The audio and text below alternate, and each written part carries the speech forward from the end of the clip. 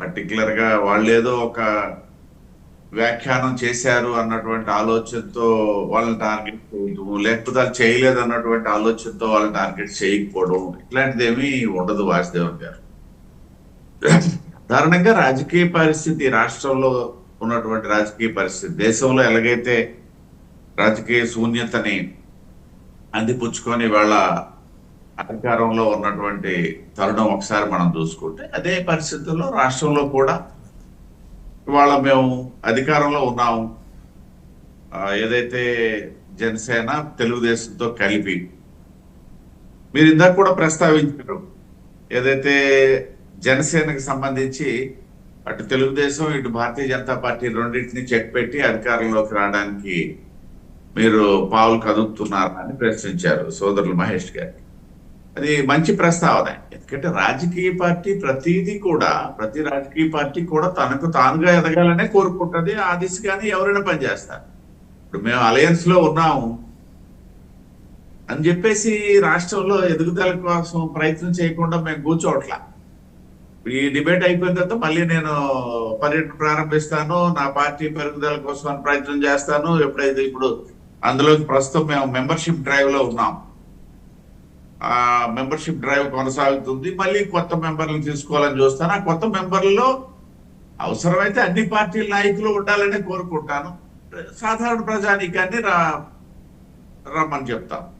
ఈ రకంగా బలోపేతం చేయడానికి గతంలో మాకు 18 లక్షల సభ్యత్వం ఉండేది 2 విడతల్లో. 14లో 11 లక్షలు, ఆ తర్వాత ఒక 7 లక్షలు చేశాం 19లో.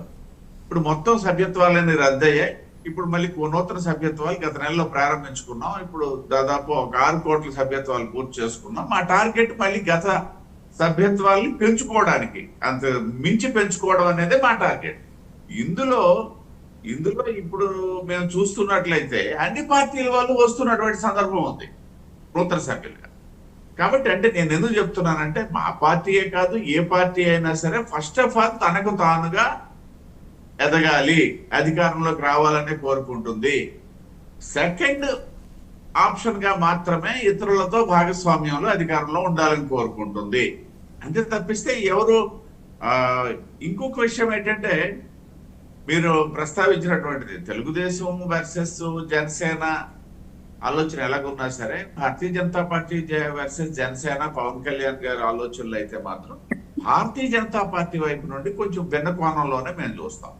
ఎందుకు అనేసి అంటే, పార్టీ పెట్టినటువంటి తొలినాళ్ళు ఇవాళ నరేంద్ర మోడీ గారి దగ్గరికి లేకపోతే భారతీయ జనతా పార్టీ దగ్గరికి ఎవరైనా రావచ్చు, ఎవరైనా పోవచ్చు అన్నటువంటి పరిస్థితి ఉంది. కానీ తొలినాళ్లలో ఇంకా నరేంద్ర మోడీ గారి భవిష్యత్ ఏంటి, ఈ దేశం తాలూకు భవిష్యత్ ఏంటి, భారతీయ జనతా పార్టీ తాలూకు భవిష్యత్ ఏంటి అన్నటువంటి ప్రశ్నలు సజీవంగా ఉన్నటువంటి రోజుల్లోనే జనసేన పార్టీ పెట్టిన మరునాడు నుండి భారతీయ జనతా పార్టీకి మద్దతు ఇవ్వడం, నరేంద్ర మోడీ గారికి మద్దతు ఇవ్వడం, అదే విధంగా పలు సందర్భాల్లో నరేంద్ర మోడీ గారు పవన్ కళ్యాణ్ గారికి ఉన్నటువంటి ఏదైతే ఒక సంబంధము, లేకపోయినట్టయితే పవన్ కళ్యాణ్ గారికి నరేంద్ర మోడీ గారి పట్ల ఉన్నటువంటి విశ్వాసం, ఇవన్నీ స్వయంగా పవన్ కళ్యాణ్ గారు ప్రకటించినటువంటి సందర్భాలు ఉన్నాయి. కాబట్టి మేమైతే వాళ్ళకి ప్రత్యామ్నాయము, వాళ్ళైతే మాకు ప్రత్యామ్నాయం అన్నటువంటి ఆలోచన కాకుండా పరస్పరం ముందుకు వెళ్తూ ఈ రాష్ట్రంలో అధికారం. తిరుపతి గారు ఇంకో ప్రశ్న, అంటే ఇందాక మొదటే వేశాను, పేర్ని నాని గారు ఒక అంశం లేవనెత్తారు. ప్రధానమంత్రి వెంబడి గవర్నర్ గారిని తీసుకెళ్లారు, ఆయన ముస్లిం, ఆయన డిక్లరేషన్ ఇచ్చారా? ఈ ప్రశ్నకి అంటే ఇక్కడ గమ్మత్తైన విషయం ఏంటంటే, 2 వాదనలు వినిపిస్తున్నాయి.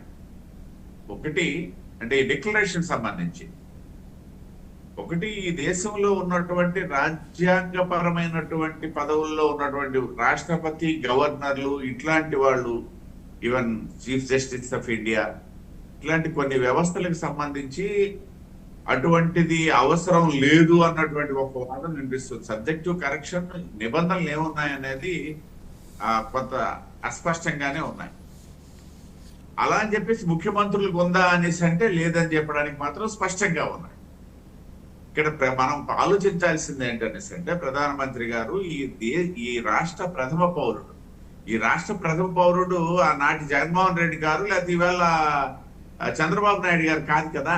ప్రథమ పౌరుడిగా మళ్ళీ మనం గవర్నర్ గారినే గుర్తిస్తాం కాబట్టి ఈ నేపథ్యంలో అది సహజంగా ఒక రాజకీయ పార్టీ నిన్న కనపెట్టి మాకు ఎదురుపడడం కాదు, ఇంత ముందు కూడా చాలా వరకు మాట్లాడారు. ఇవాళ ఏదైతే తిరుమల ఇష్యూకి సంబంధించినటువంటి నడుస్తున్నటువంటి సందర్భంలో రెండోది ఏంటంటే, నేను నిన్న ఒక కథనం చదివాను. ఏదైతే జగన్మోహన్ రెడ్డి గారు తనకున్నటువంటి 11 మంది పార్లమెంట్ లో రాజ్యసభ సభ్యుల ఆధారంగా భారతీయ జనతా పార్టీని నిలువరించాలనుకున్నారు, లేకపోయినట్టయితే నిరోధించాలనుకున్నారు. అది ఇప్పుడు జరిగే పని కాదు. ఆల్మోస్ట్ వాళ్ళు 3 వెళ్ళిపోయారు, ఇంకో 3 ఏమవుతారో తెలియదు, ఇంకో 6 ఏమవుతారో తెలియనటువంటి పరిస్థితుల్లో ఉంది. కాబట్టి ఖచ్చితంగా రాజకీయ శత్రుత్వానికే ప్రయారిటీ ఇస్తారు అన్నటువంటి కూడా కథనం తాలూకా సారాంశం. మేము కూడా దాన్నే స్వాగతిస్తాం. ఎందుకు అనేసి అంటే, వాసుదేవన్ గారు పలు సందర్భాల్లో ఈ రాష్ట్రంలో వాళ్ళ అధికారంలో ఉన్నటువంటి 5 సందర్భాల్లో మమ్మల్నే కదా మేమేదో ఆయనకు సహాయం చేస్తున్నాం. మేము చేసేది కేంద్ర ప్రభుత్వం వర్సెస్ రాష్ట్ర ప్రభుత్వాన్ని ఎన్నిసార్లు మొత్తుకున్నా వైసీపీకి సహాయం చేస్తున్నాం అన్నటువంటి ఆలోచన ఎస్టాబ్లిష్ అయినటువంటి నేపథ్యంలో ఒక కార్యకర్తగా ఖచ్చితంగా వైసీపీతో విరోధాన్నే కోరుకుంటాం. వాళ్ళు కూడా కోరుకోవాలనే మేము అనుకుంటున్నాం. వాళ్ళు కూడా ఎక్కడైనా మాకు బీజేపీ కేంద్ర స్థాయిలో సపోర్ట్ చేస్తుందని మాట్లాడితే అంగీకరించే ప్రశ్నే లేదు. కాబట్టి దాన్ని కూడా మేము స్వాగతిస్తున్నాం. ఖచ్చితంగా ప్రతిపక్షం ఇంతకీ రేపు 3 రాజ్యసభ ఖాళీలు ఏర్పడబోతున్నాయండి. అంటే ఎక్కువ కాలం ఉండకపోవచ్చు, 2 ఏళ్ళు 3 ఏళ్ళు అట్లా ఉండొచ్చేమో. మరి మీరేమన్నా ట్రై చేస్తున్నారా?